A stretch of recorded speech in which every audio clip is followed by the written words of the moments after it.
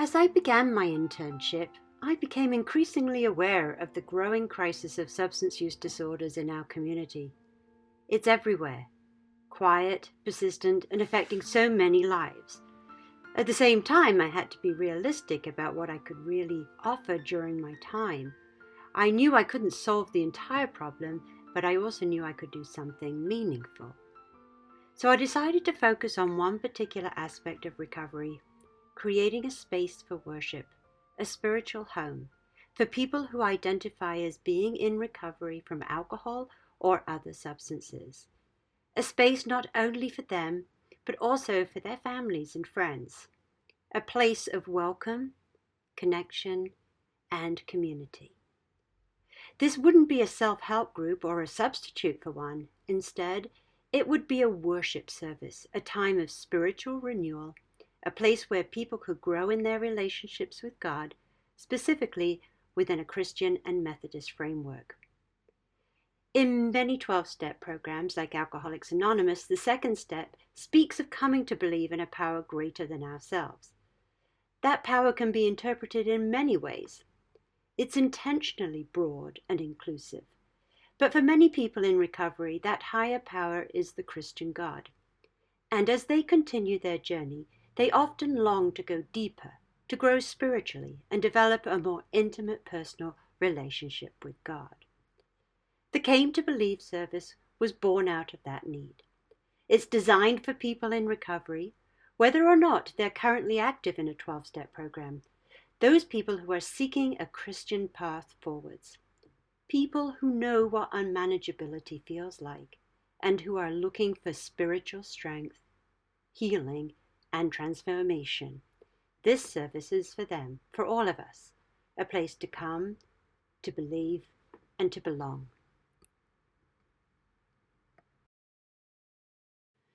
In developing my worship service, I also drew heavily from what I learned in my leadership class at Drew.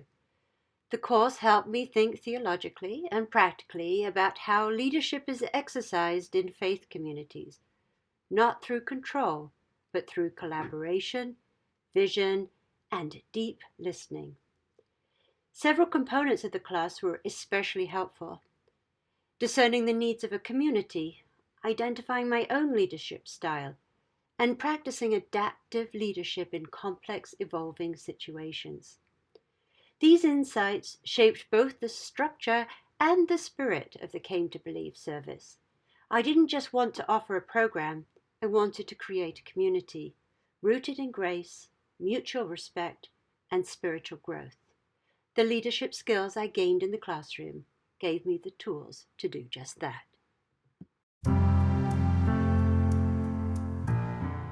As to what you can do for yourself, on how you can make sure that the intention that you have is going to be able to match the impact that you want to be able to have on the place where you are.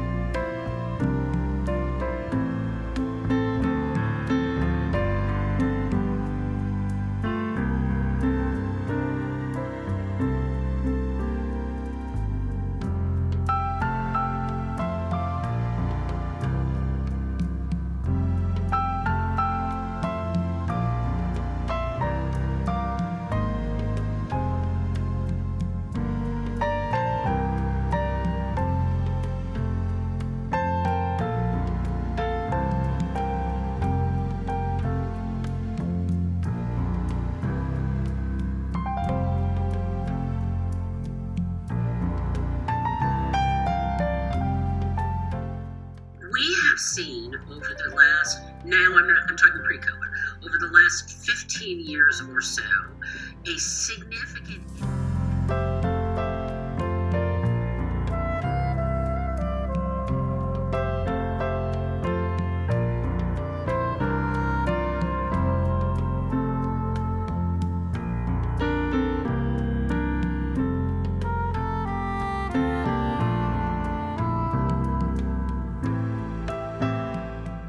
their story is the story of the orange. So imagine you go to the supermarket and for some strange reason there's supply chain problems. There's one orange left and there's a vendor there, and two people come at the exact same time and say, well, that's my orange. It's my orange, I was here. And they're grabbing the orange.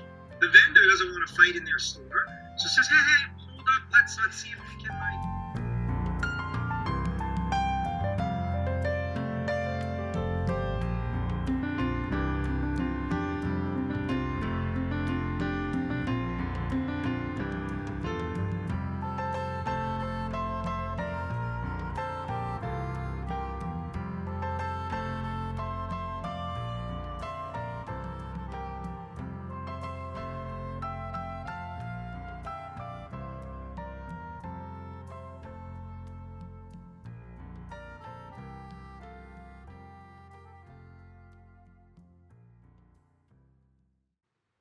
This project became more than an internship assignment.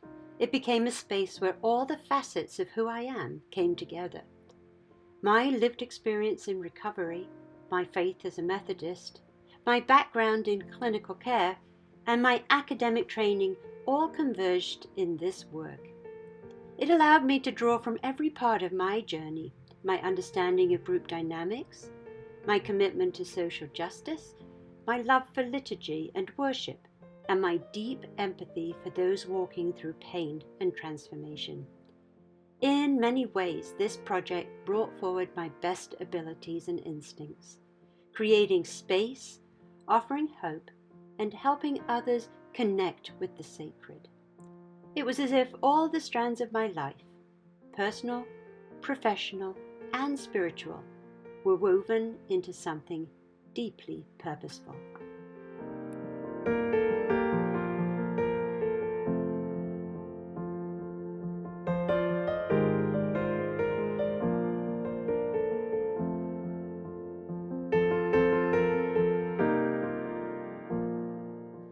In designing the worship series, I was deeply intentional about both the content and the tone of the experience. Each service we began with a general welcome and a short explanation of why we gather. To join together as people whose lives have been affected in some way by alcoholism or addiction, and to worship so that we might also share God's message of unfailing love. We offer hope for those who are still suffering and support for those seeking to grow along spiritual lines within our faith tradition. I make it clear that this isn't an AA meeting or an NA meeting, nor is it meant to replace the 12-step fellowship or any other type of recovery. But while this is a Christian worship service, many of its themes resonate with those familiar with the 12-step path. The founders of Methodism and the founders of AA share much in common, especially in their core spiritual principles. In that spirit, I sought to design a worship space that honored the unique culture of the recovery community while also reflecting the cultural and spiritual diversity of our larger community. I wove together elements of both contemporary and traditional worship, using language and imagery familiar to those in recovery, without appropriating the program or speaking for it. My aim was to offer a space where people from many backgrounds could come together, grounded in grace, shaped by recovery, and open to the movement of the Spirit.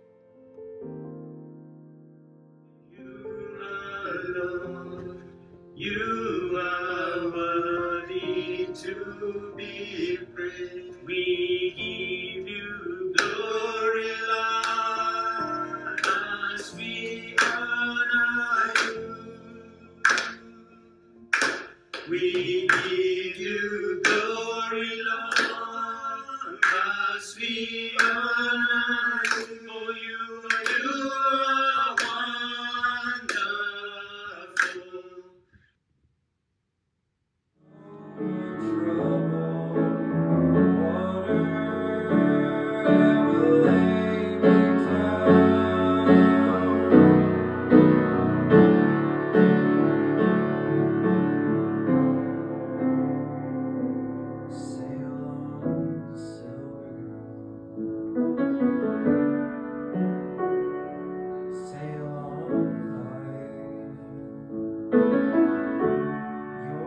Time has come to shine. All your dreams are on their way.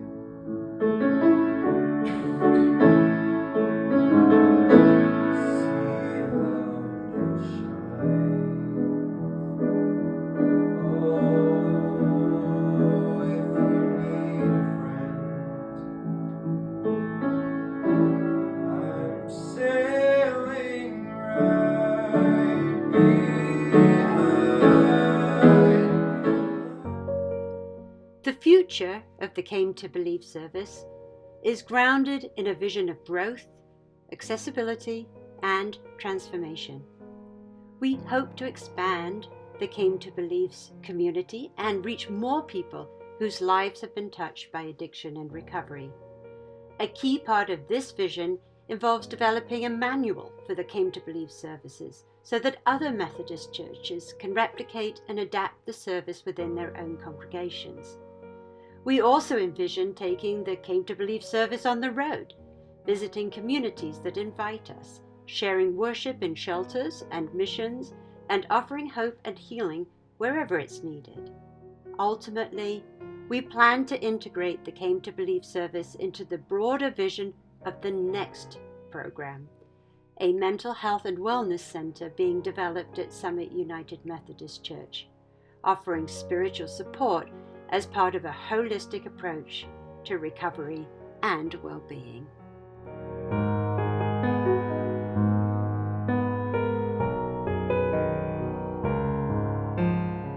I'm deeply grateful to everyone who's supported me on this journey. The vision couldn't have come to life without the unwavering encouragement and partnership of Reverend Laura Steele, whose wisdom and steady presence has been a constant source of strength. Thank you to our husbands, to all the musicians who've shared their gifts so generously, especially my son Will, and the incredible student-led group from Drew, AFRICAD. And thank you for creating a sacred and welcoming atmosphere through your music.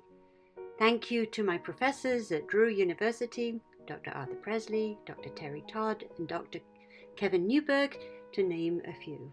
And to my church family, your presence, prayers, and support at each service has been great. Thank you. You've made the Came to Believe. community a living expression of grace.